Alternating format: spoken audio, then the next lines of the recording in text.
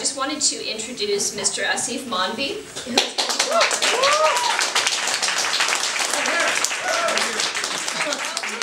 will know him from movies, The Internship, also The Daily Show with Jon Stewart.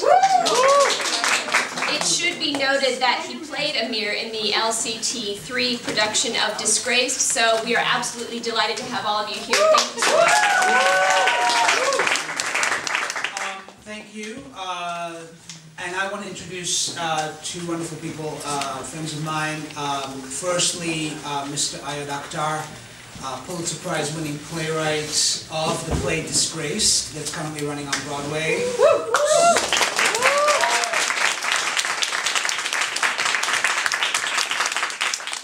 Starring the fabulous Josh Radnor.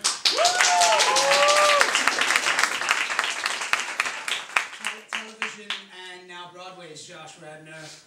Most of you know him, of course, from all of his work. I know him because we used to dine together with our ex-girlfriends at Buddha Belly on Beverly and Fulton in LA. That's true. And that's where we used to hang out. Both our exes are now married with children. But we kept each other.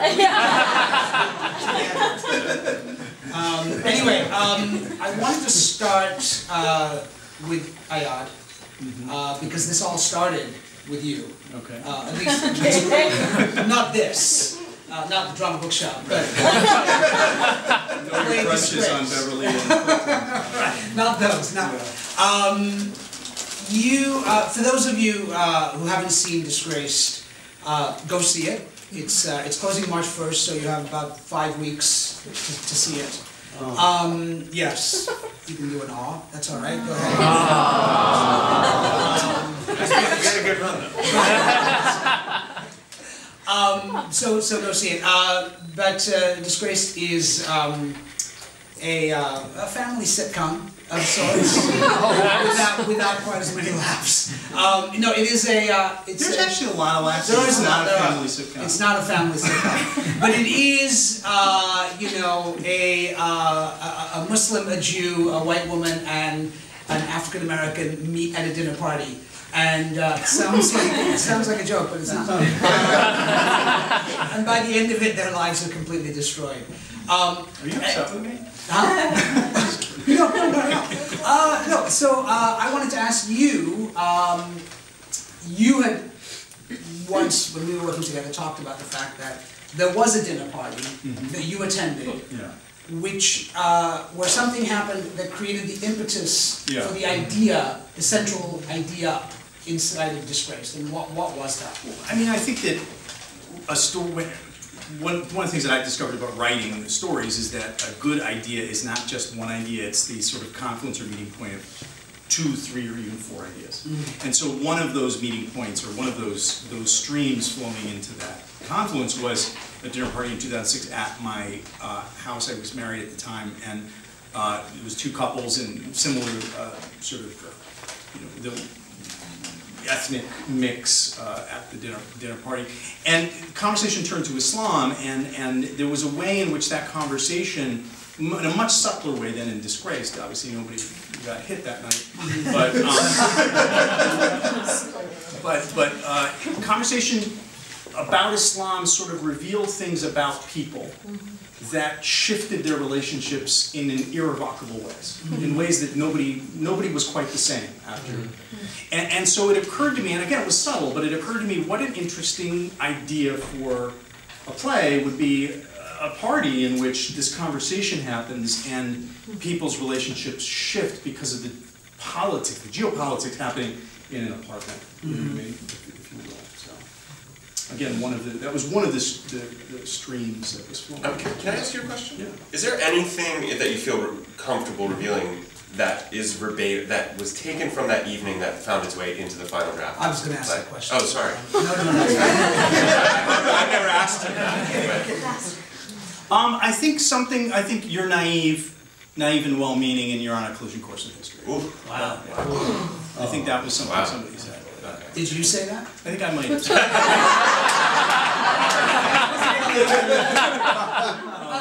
How much?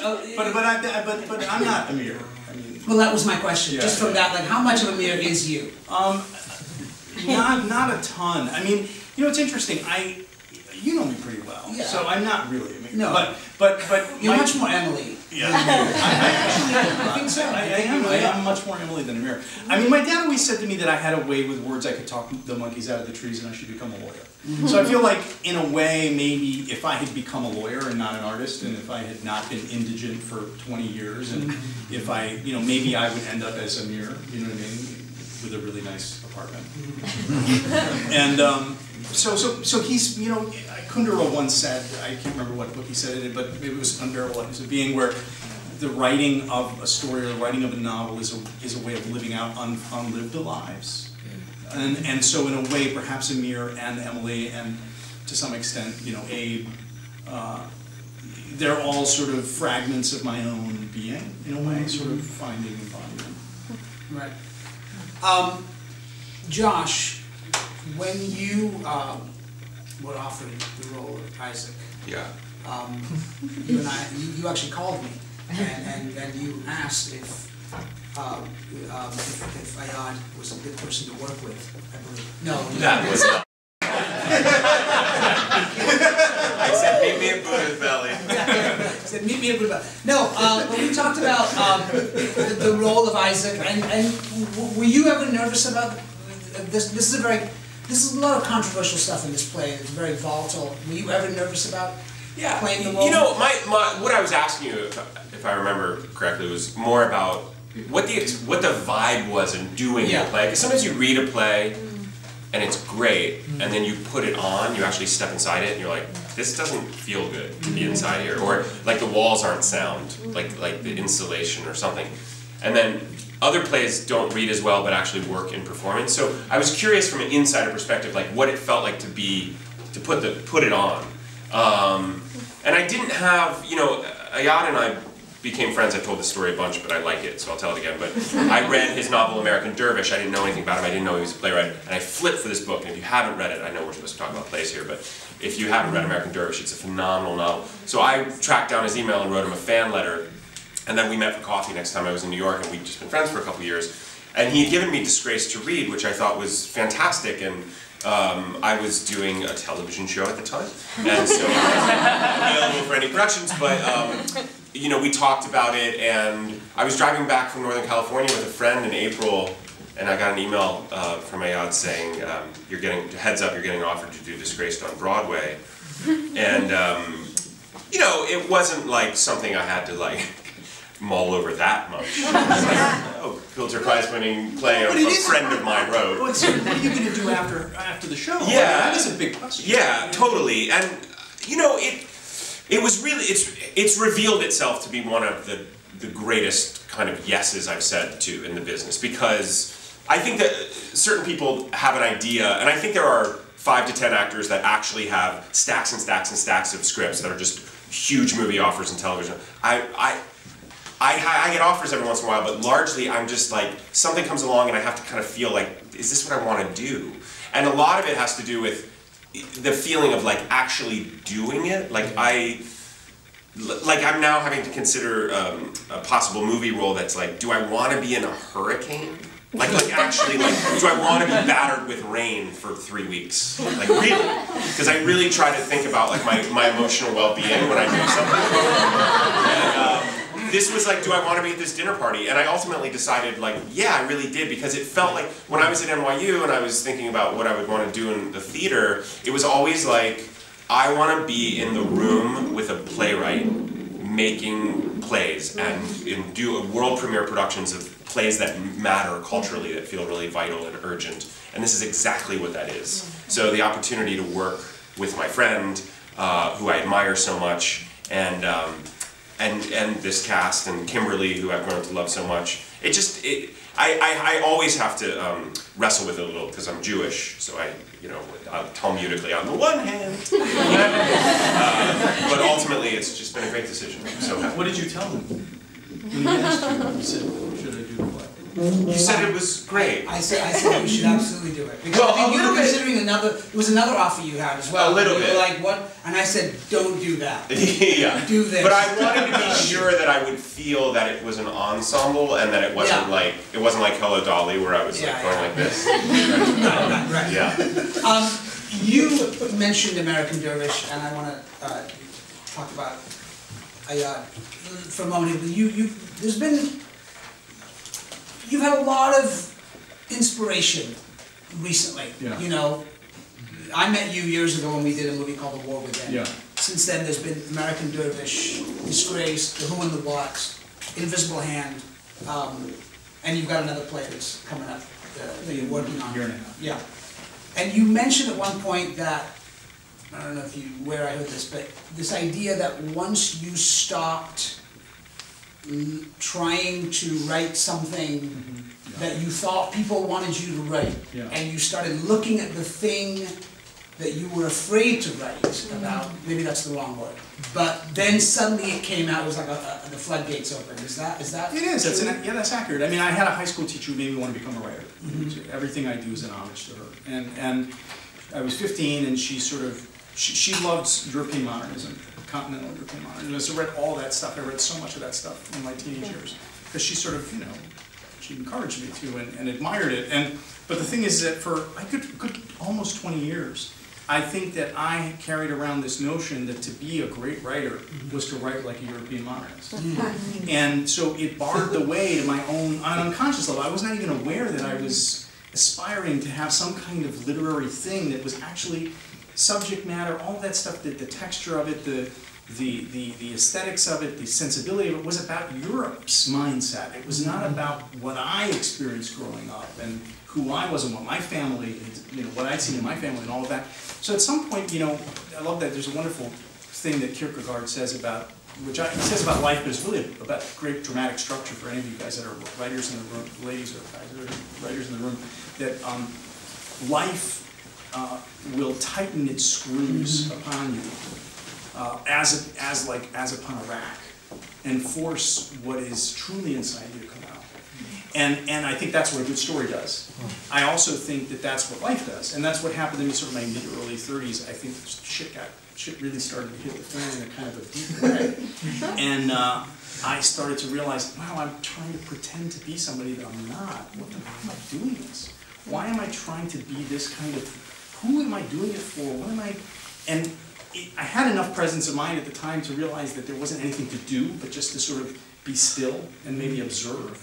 And metaphorically speaking, I started to sort of look over my shoulder at what I might have been avoiding, and it was an explosion of creativity. And American Dervish came from that, Disgraced, these two other plays. I've got another novel I'm 25,000 words into, a film, and another book that I want to write. All of that came from that moment. I was 34 years old when that happened. And I've done The War Within, so this was just after, that was about the time that was happening. Does that answer your question? Yeah, it answers my question. So, Josh, you, as we all know, did decide to do the play, and have been doing the play. And how? I know that when we were doing the play, every night we would end up talking to the audience after the show, and there was this just remarkable sort of experience that was happening within the audience. What has your experience been every night coming off stage after having presented this story? Was it what you thought it would be when you read the play? Was it different? A lot of people think that we as actors must be so kind of rattled, as rattled as they are. But we're not. Like we're in the groove, we're in the pocket of doing it, and it's almost like calisthenic. Like you get up to this thing where, like we're screaming at each other, but I'm not like really angry, but I am. I mean, I'm acting. Like it's acting. And so, to do whatever, almost 200 performances of it, or I think we'll do like 170 or something, or 80 by the time it closes. You have to find a way to do that without not at great cost to your well-being. I mean, I want to also have a life. So I find people are a little more, there's this assumption that we're just like shells, that we've been through this experience, and it's not like that. I mean, it's fun. Like, it's fun. I'm not great at like conflict and uncomfortable situations, but I like being in them in a fake context a lot. It's really fun to like say inappropriate things to someone right in someone's face when you're getting paid to do it. That's super fun. You know, but I don't want to do that if I'm not getting paid, and it's not fake. I don't like that. So I've found it to be quite exhilarating. Like, I forgot that when you're doing a play, like the energy of your day kind of gets shifted to the night, so sometimes I have a hard time falling asleep. Right. But just because you're a little wired, I don't know if you found that from your experience doing it. But yeah. He was out trapped. I was working every night. And you know, it's also funny. Like, I've done these talkbacks, and people kind of want to talk about the themes, and I actually find, and I think this is a good sign for me as an actor, I'm not great at talking about the themes of this play because I haven't sat around and thought about them. That's a director or an audience member's job. Like, when I write and direct a film, I want to talk about everything because I've created an experience. So, and with this, I've found that I'm purely an actor in a way that it makes me happy. I'm just a partisan on behalf of Isaac. Right. So I can tell you where Isaac is psychologically at every moment. I really feel like I know where he lives and where he exists and what's going on. But it's harder for me to Google Earth out and look at the whole shape of it because I'm really just in there swinging on behalf of my God. Right. You know? And what have you learned about Isaac? I think I've really grown to love him. I mean, it wasn't until I got in there and started working on him that I kind of got under the skin of it, as it should be. I felt the rehearsal process was very fertile in terms of just getting to know someone, and he started to percolate kind of early. And there was a kind of brashness and a boldness that I really liked about him. I thought, I did a lot of research. I read a great book that Ayada recommended called 7 Days in the Art World. I talked to a Whitney curator for a long time. I met with a couple painters and dealers. I kind of saturated myself in the art world, which was really fun. And then, one thing I do respond to about the play is I feel like one of the things he's writing about is that there's these landmines, these identity landmines that are internal. And they can be buried very deeply, or they can be on the surface, very close to the surface with other people. And my character makes the claim, he kind of voices the progressive, liberal New Yorker view all the time, that you're not that different than me, we're the same, we eat the same foods, we love the same things, like, can't we all just get along? And then the minute Israel comes up, he loses his mind. You know what I mean? It's like, that's his landmine, it goes off.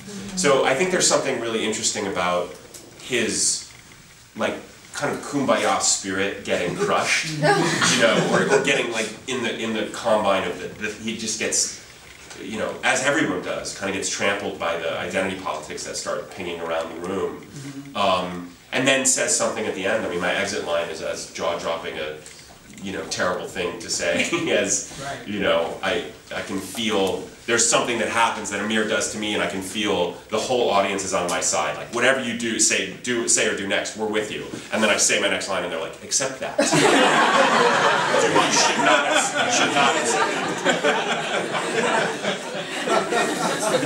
And then I leave. And then sometimes at curtain call, I still feel like I haven't forgiven me.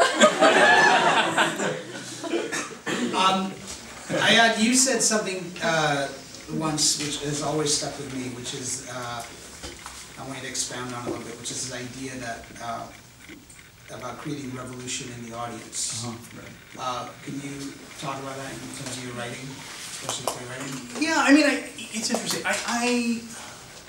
I don't always know exactly what I'm doing.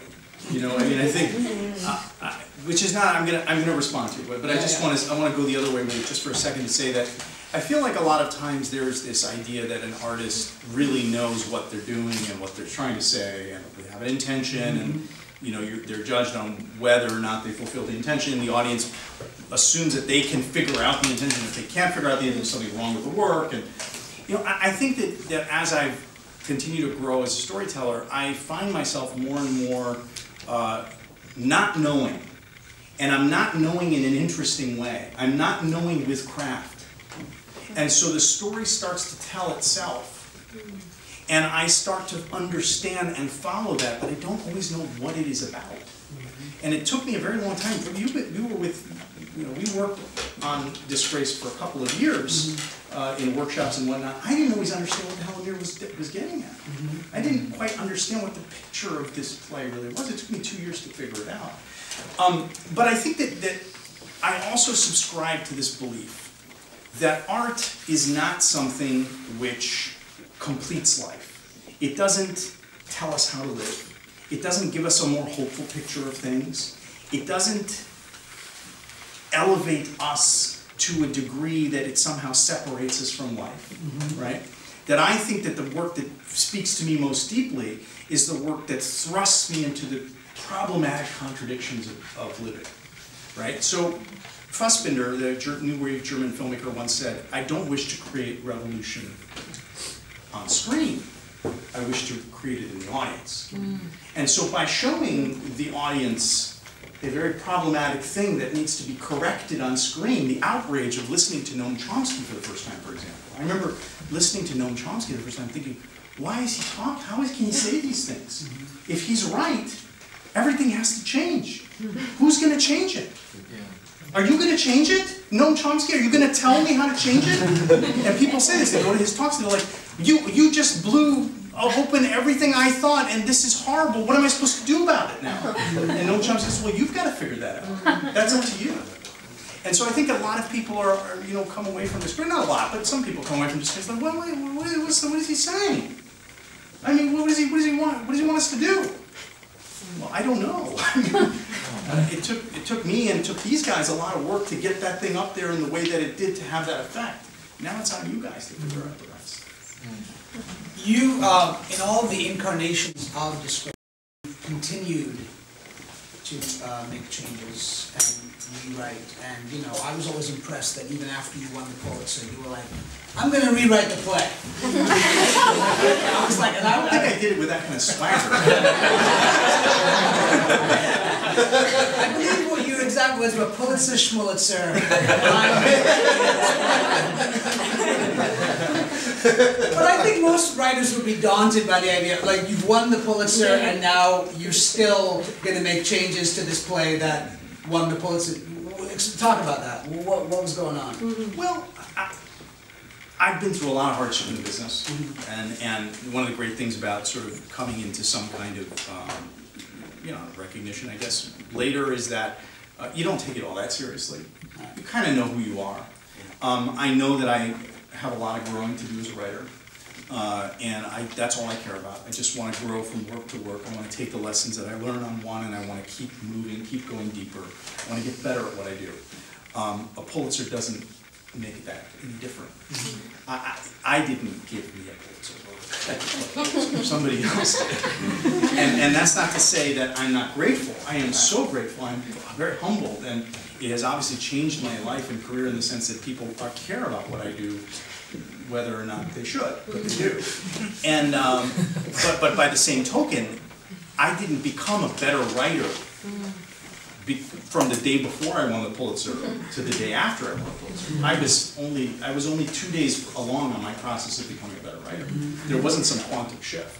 So for me, at that point, I was already in the process of reworking the play, and I felt that the play needed more work.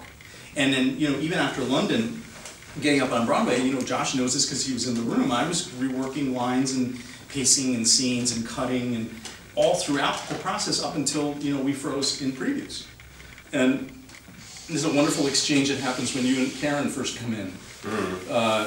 No bread tonight. Yeah. I think maybe I'm an adult. Maybe I'm a grown man. I'll eat what I want. Yeah, exactly. And that it gets a great laugh every night. You know what I mean?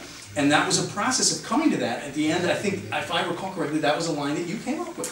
Well, what happened? You had a couple things that I was like, I'm not no. But then I said, Karen Pittman, who's just the greatest, and Aasif worked with her too. But we had a bit where anytime I reached for bread on the table, just very subtly she would go.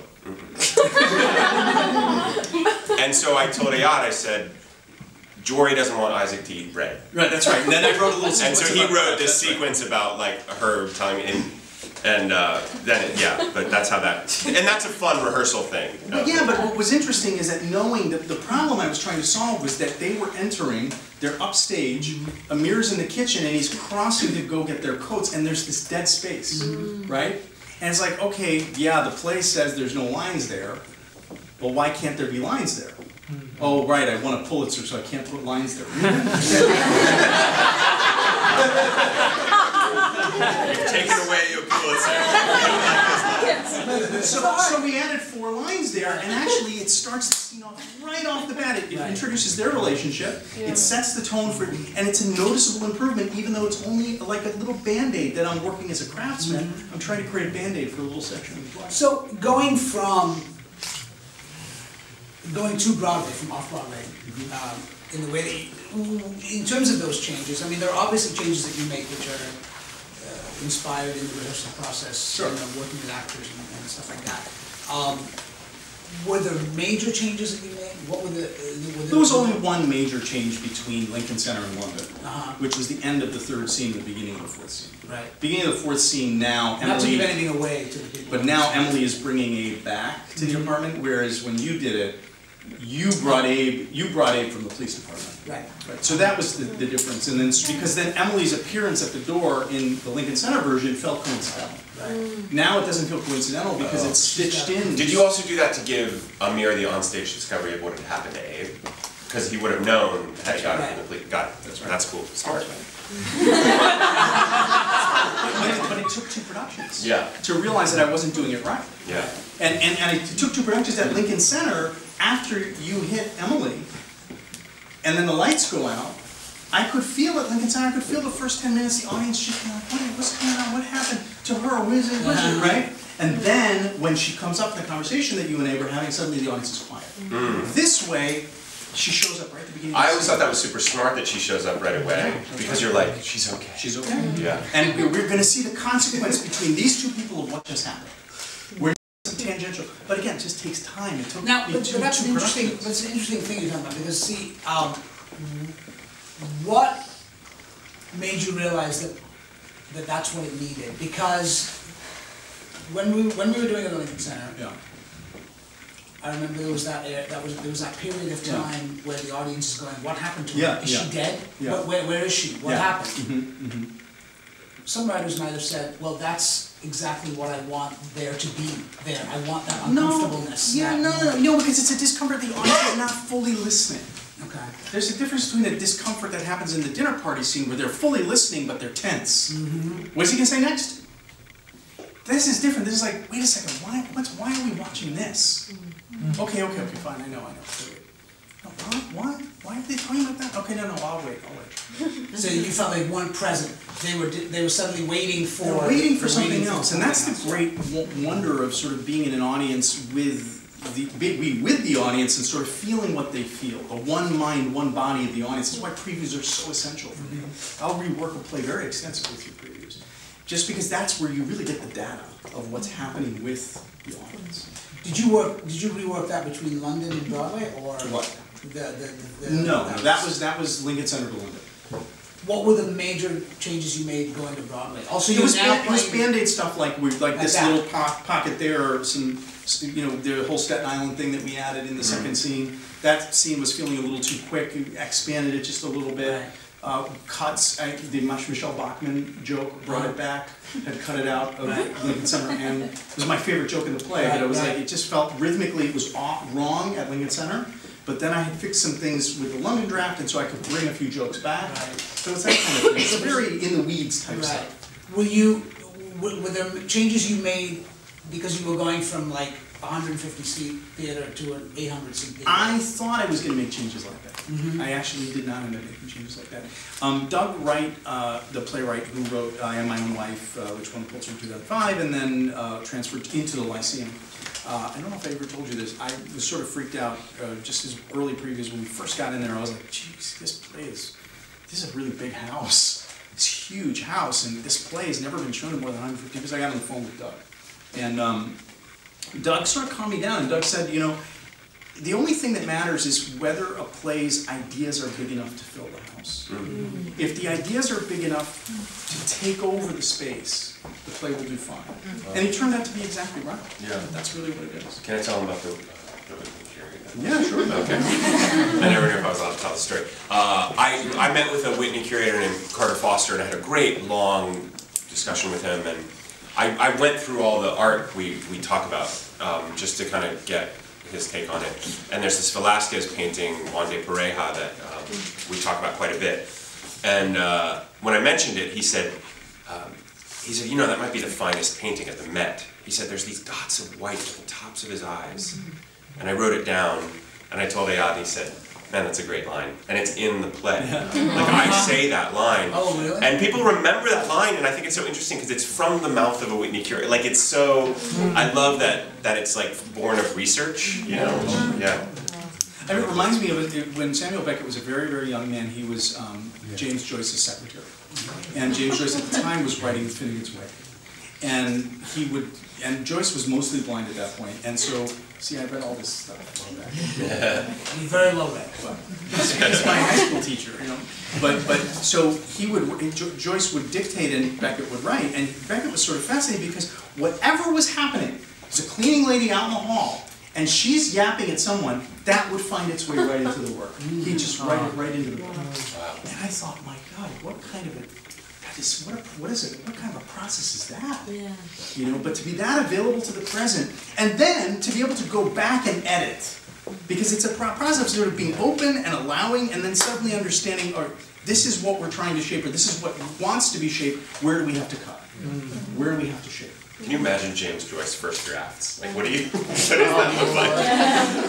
Well, with Finnegan's Wake, I don't even know what the final draft is. Yeah.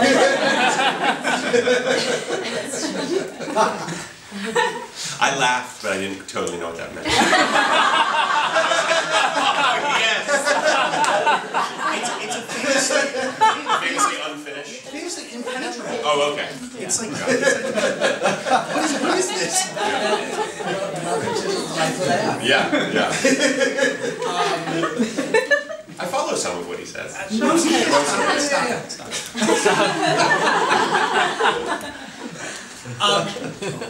When you were writing Disgraced, did you ever, I mean, in terms of the identity politics that it deals with, and you have at the center of it this Muslim American character. Yeah. Did you ever think about how the Muslim American community or the Muslim community would respond to this play? Was that ever a thought? Well, I mean, it probably was. I mean, when I was writing it, I didn't expect anybody was going to do the play. Right. So I wasn't really thinking about anybody, you know, what their response would be. I mean, you and I have been around the block with the responses that people will have to this play. And, you know, I think that, who was on the radio the other? Alexandra Fuller, the memoirist. Let's don't go to the dogs tonight. Was on NPR the other day, and she was talking. She's just written a memoir which sort of exposes, you know, her divorce and her husband, her family, her process. And the writer was, I mean, the journalist was asking, doesn't it bother? Are you concerned that you're revealing things about intimates in your lives and making them perhaps not look great? And she said, look, an artist is somebody who just writes. And what's the point of writing a memoir if you're not going to write honestly? And if, you know, you obviously don't want to do anything immoral, but by the same token, that's just comes with the territory. You know, Philip Roth often quotes Czesław Miłosz, the great Polish poet, says, he once said, when a writer is born into a family, that family is finished. It's true for a community. When a writer is born into a community, the community's secrets, the community's struggles, its flaws and failings, as well as its exalted human greatness, all of that is fair game to be expressed, celebrated, criticized, extolled, you know, given form to. But I also think it's worth noting though that anyone who's writing is filtering it through their own very particular perspective. Well, yeah. And you know, there can be a memoir and a counter memoir, and both of them are true. And one of the things I really like about this play is that everyone's right all the time from their perspective. They're speaking and they're correct. And there you see where right fights right. You know. That's reality. Yeah. You're a writer too, and did that help you in terms of working on this part at all? Yeah, I mean, I think it's hard for me to divorce my writer sensibility from my reader sensibility, from my actor sensibility. It all feels like one thing of just trying to dig underneath words and figure out what's playable and what it means and how that's affecting the character and all that. Yeah, I was talking to someone about this, that my acting teacher at NYU, Ron Van Loo, always used to say that a character is a 50% meeting of you and the character. And I always like this notion of like, I'm lending 50% of myself to this thing, and 50% is that thing, and that equation kind of, there's the character. So, I don't know, I mean, you know my writing too, like, how does that affect things in the rehearsal room? Well, you have a very, I mean, I think you're one of America's great next auteurs. So I think that there's an expansive. Notice I didn't say anything like that about you. No. Nor should you. No. I feel like, yeah, sorry, please. Oh, you were complimenting me. I finished with the compliment. Oh. I think you bring an expansive view as a writer or a director or somebody of larger vision brings to the thing. What I have been very impressed by and continue to be impressed by is that you also are able to compartmentalize and stay focused on Isaac. You know what I mean? Right. I think sometimes a writer or a director will sort of be trying to do something from outside, but you have both skill sets. Yeah, so that's nice. And you guys have known each other for a long time. A couple years. Well, 3 years maybe? Yeah, probably 3 or 4 years.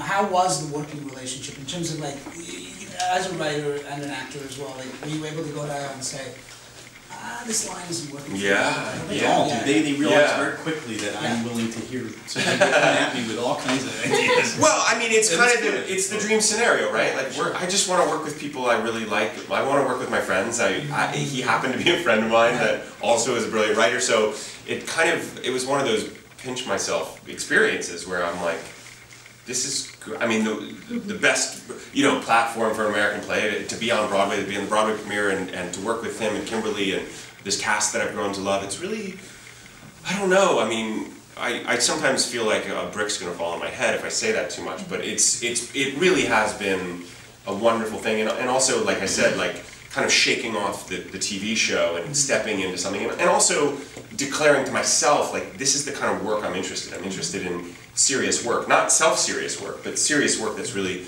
exploring kind of where we're at culturally. Or you're coming back to Broadway next year. I am. Tell us about it. Ooh. I'm doing She Loves Me, an old musical at the Roundabout.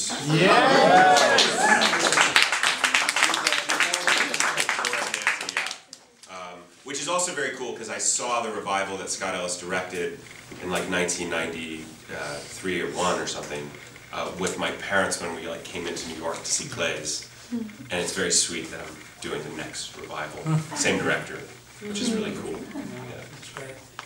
Well, with that, we are going to call it an evening. Thank you so much. Thank you.